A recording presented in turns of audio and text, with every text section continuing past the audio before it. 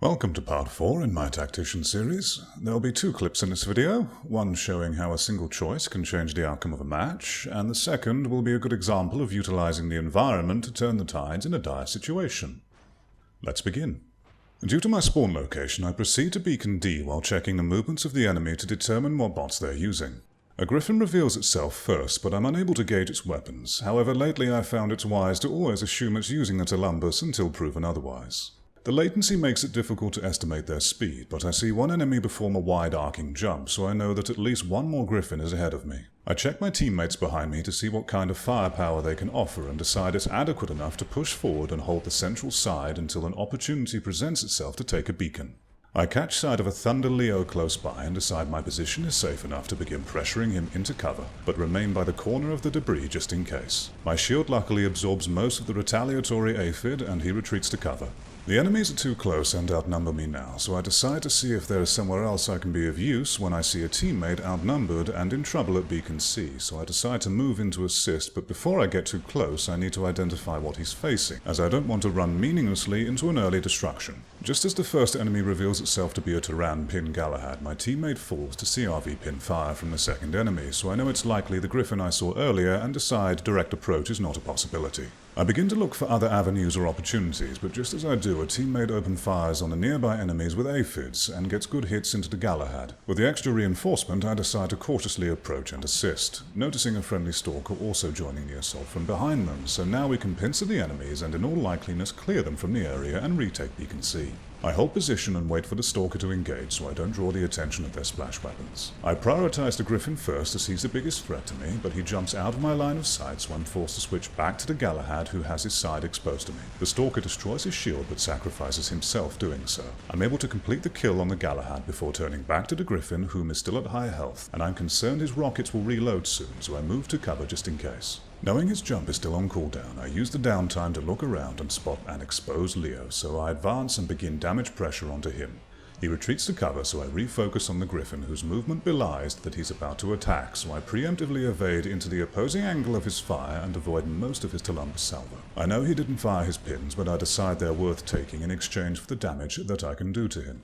He retreats toward 2 of his teammates, so I'm forced to disengage and check the enemy placement to see what move I can make next. At the moment they're evenly spread out and advancing towards our spawn from the other side, so I remain pinned at my location and decide I need to dissuade the 3 enemies ahead of me from advancing forward, so I advance to keep a presence and lock them down for as long as I can while my teammates repel the advance happening to my rear. One of the enemies begins to advance on my flank, so I know that I have to move quickly, and do so while pressuring a Hydra Griffin, as he's not a direct threat to me in this situation. The Columbus Griffin uses my exposed position to attack, but at this angle I know that I can use my speed to run into the rockets and slightly sideways to evade at least some of the damage. With the help of a teammate, I'm able to destroy him shortly after and turn my attention to the previous enemy, which turns out to be a Thunder Leo whom I assumed was heading for Beacon C and had his back to me, but my eyes failed me and I was wrong, so I take return fire and I'm forced to retreat to cover, but now exposed to the recently respawned enemies and take Hydra and aphid pressure before being engaged on by a Magnum Leo with a very fetching top hat. My legs are crippled and I'm forced to return fire with no cover to get to. My teammate completely ignores my plight, and now I see the Thunder Leo has come back into view to re-engage me. Knowing he's weaker, I turn my fire onto him in hopes of destroying him before I go down, but the Hydra fire hits my left side and I'm destroyed. Due to the amount of heavy bots in play, I bring in my Columbus Fujian to soften and hopefully destroy from a reasonable distance, as going head-on with my Galahad at this moment would likely result in my shield's integrity failing before I can make any noteworthy difference. I find the Fujian to be a reasonable counter to enemy Columbus users, but it is cumbersome to move around and it gets stuck on terrain easily due to its unique shape. I see a weak enemy Leo in the center and elevate my position to try and fire through the concave in the ground, but I misjudge the angle ever so slightly and unfortunately miss my shots. My plan is to approach and simply create a presence while softening the enemy's health when possible. I note a Columbus Griffin behind another Griffin looking directly at me and anticipate a salvo, but I want to damage the other enemy within my range before locking my position. I manage to get a full salvo into the enemy, but take a small amount of damage from the aforementioned Griffin. I move to cover and reactivate my shield to allow it to recharge. I usually try to allow it to recharge to at least half capacity, so I have a reasonable damage absorption in emergencies. The enemy is spread out evenly on their spawn side, so no avenues for advance are possible yet. I move back out to look for more attack opportunities and see one in the form of a griffin, but only manage to do moderate damage to him. I decide the enemy needs to be divided to weaken their front line, so I begin moving to my left towards Beacon A, knowing that some will be forced to intercept and thus thinning their central numbers. As I move, I'm still looking for attack opportunities, and then note a friendly plasma griffin has the same idea as me and has begun flanking also. As my movement is very slow, I wait until the enemies move from the road before I advance, as I'd be left too exposed to attack otherwise. I see an enemy is within range and near a corner, but I hesitate and fire too late, failing to do any damage to him. The friendly griffin has already achieved what I set out to do, and so I aim to support him and hopefully hold the beacon advantage long enough to turn the match around in our favour. An enemy griffin jumps in to intercept my teammate and lands outside of my attack angle, so I'm forced to move back onto the road to get a shot. As I do this, an enemy Galahad also joins the fight, and I predict my teammate won't last long under these circumstances. I do get a full salvo into the griffin, and he retreats to cover. The Galahad destroys my teammate and reclaims the beacon. My Columbus are reloading, so I'm forced to stay behind cover and unable to retaliate against him. The Galahad moves onto the road, so I use the opportunity to attack and reduce him to critical health.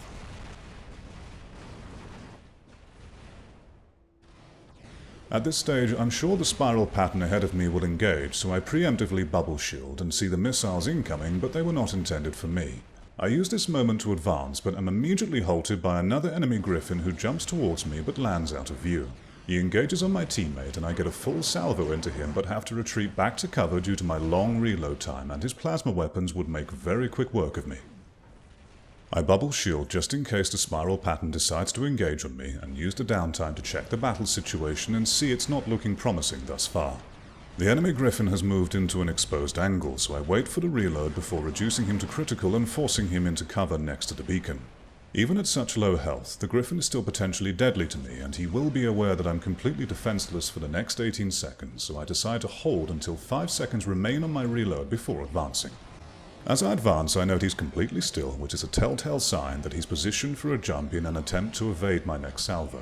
So I intend to fire only one Columbus, thinking that that should be enough to finish him, but either due to an incorrect prediction or damage latency it wasn't enough, so I have to fire a second to complete the kill, but I do take some minor damage I was hoping to avoid. After arriving at the beacon, I bubble to block any potential salvos they send my way, and note a nearby enemy with just a slither of health remaining, so I move to try and finish him, but a friendly aphid does so instead. We now have a 3-to-1 beacon advantage, and it looks like the match may begin to turn around. I use my position to suppress an advancing enemy, but it doesn't work, and he continues his advance towards the central beacon, and I retreat to avoid his retaliation. Our teams hold 2 beacons each now, but the enemy still slightly hold the team life advantage. If nothing changes, then we will lose the match. I begin moving back to assist my team with taking Beacon E, but notice an enemy approaching to retake Beacon A, so I pause to try and dissuade him from doing so. But it's a rhino, and my salvo is not enough to severely damage him. I'm defenseless for the next 18 seconds, so I have no choice but to move away. As this happened, another enemy rhino took Beacon E, and now our team will lose unless this is changed very quickly. The rhino luckily doesn't notice me to his right, so I advance cautiously and attack when I'm reloaded. As I do, I'm then hit by a Trident user, but bubble shield too late to avoid any of the damage. The Trident user turns out to be a Reijin guarding Beacon E, but he's outside of the capture area, so I move to recapture and bubble shield just in time to negate his next salvo. I've reloaded now, but firing on him would be a waste, so I look around for more useful ways to spend my ammo and see the previous rhino harassing my teammate, so I open fire and destroy him, but I'm too late to save my teammate from destruction. My attention goes back to the Reijin, whom I intend to fire on next, but an Orcan Rhino comes in on my flank and opens fire. Being completely defenseless, I have no choice but to stick around and let them destroy me. They begin retaking Beacon E, and I need to get back there as soon as I can, confident that I can deal with the Reijin at the very least. It's at this point I make the decision that I believe decided the outcome of the match. Seeing the Rhino move away from the beacon, I'm certain I can reclaim it without issue, but then I notice the Rhino is charging towards a teammate who is already engaged against a Stalker, so his survival odds are slim by himself. I change my plan and move to assist my teammate. I engage on the Stalker, and as I do, my teammate is destroyed, and the Stalker escapes to cover, leaving the Rhino to engage me. I change back to my original plan and head for Beacon E, acutely aware of the fact that I'm being pursued by both the Rhino and the Stalker.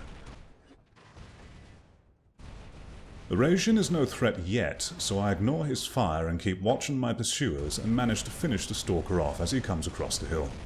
I move around the stationary Regime so that his frame blocks the Orkan fire from the Rhino, hoping his shield will also break off soon so I can finish him and retake the beacon.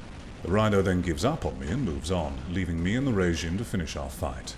I do manage to break off half of his shield, but I'm too late and he falls just a second before the match ends, resulting in a very close loss for my team.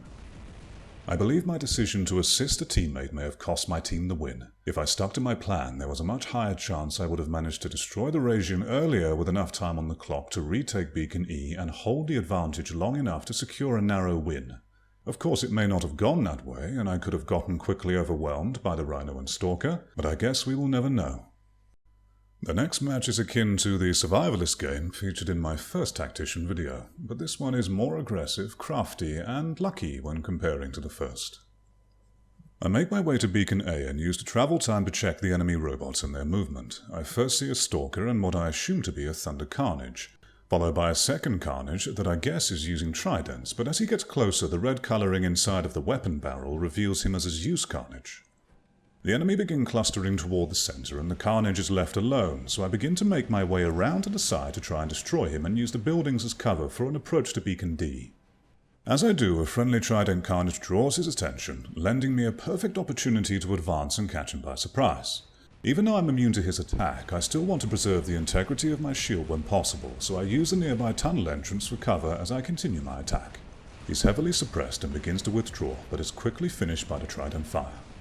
A Stalker approaches from behind, but I was unable to see his weapons in time. Another enemy Stalker spawns in alongside another Zeus Carnage. The second Stalker clearly has magnums, and the first Stalker revealed himself to have aphids, so I know that I must keep moving or stick to cover. I open on the Magnum Stalker, and he activates stealth. I decide to stay behind cover and wait for the stealth to expire before attacking, but he moves down a hill and out of my angle. The aphid Stalker fires on me, but the building blocks the salvo.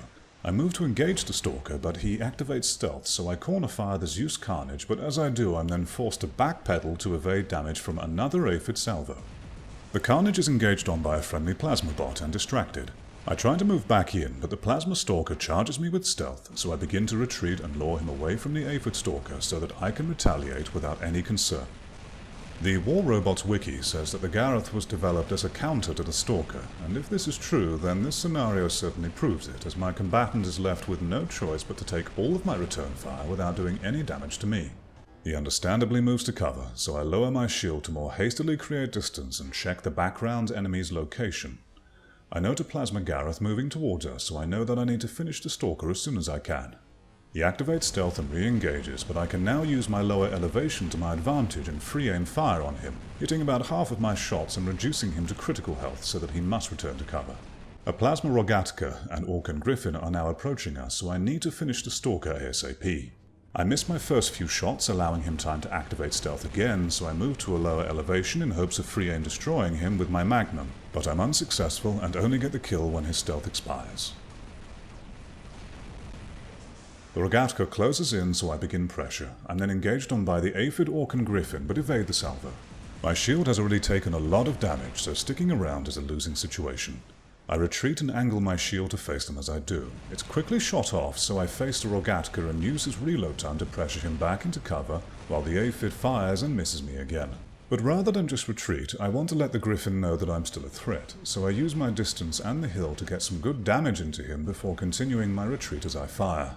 A friendly Trident Hydra user also joins in on my attack, and together our combined fire is enough to complete the kill. The Rogatka is now outnumbered and begins retreating. At this stage I realize I was completely absorbed in my battle and was unaware of the team's situation, and see that we're losing slightly with the enemy about to gain the beacon advantage. The Rogatka is destroyed by pressure from my teammates, and I want to use the clearing to advance towards Beacon D, but the enemies have respawned there, and I have the attention of a Plasma Griffin, so I have no choice but to back away and look for another opening. In my situation, without a shield, one might be tempted to eject and use a new robot, which is understandable, but some of the structures on this map offer the Gareth a great advantage, being able to shoot over the cover whilst also being completely protected from return fire, an example of which you're going to be seeing very soon. As I move around, I check the distances and weapons of the enemy. The first to get my attention is a Trident Carnage, a very easy target for me if I can get in range. I begin to approach from his flank knowing he's just fired, so I needn't worry about his attack yet. I've no expectations of destroying him, but at the very least I hope to use my presence to take his attention away from my teammates for at least a little while. I note another carnage which turns out to be a Zeus user. Both enemies have an attack range of 600 meters, so it's vital I'm careful but aggressive in my presence to keep the pressure on them. I use the elevation of the terrain to keep a barrier between me and Zeus fire. The Trident Carnage, noticing my advance, then moves around to intercept me and fires, but he misses his shots. The building I'm next to will become my best friend for the next minute. At this stage, the Columbus Griffin to my left could have opened fire and destroyed me any time, but for whatever reason he chose not to do so. I then note a Plasma Griffin approaching, and I'm sure that I will be destroyed soon. The structure and elevation of the terrain means the Trident Carnage is unable to fire above me. I circle the corner to bait his attack and he takes it, buying me 11 seconds of safety. I open on the Plasma Griffin hoping that he won't turn to face me, but he does, so I have to take cover. Luckily, he's quickly finished by my teammates, so my left flank is now clear.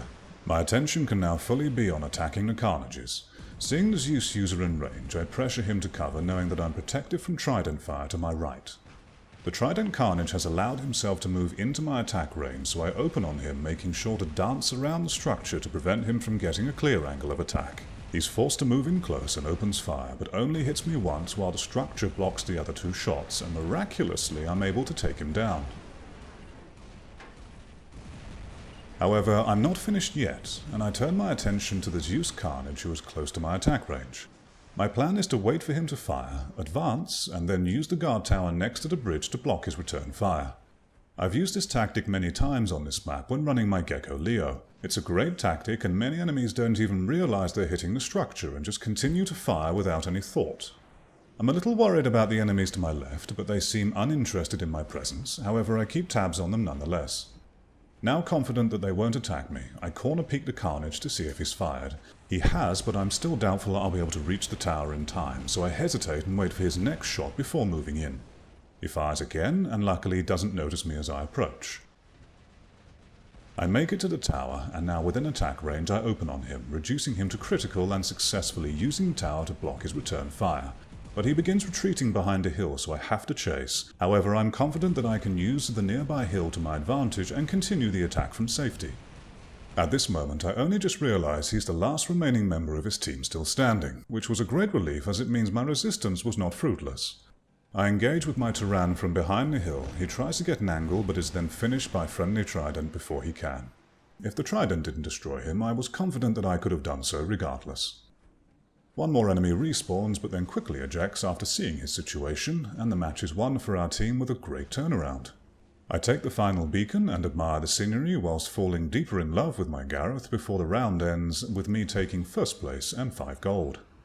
Matches like this with the Gareth don't happen very often, but when they do, they solidify my love for the shield bots and offer some of the most engaging gameplay I've experienced in War Robots. I hope you found this video useful and/or entertaining. Thank you very much for watching.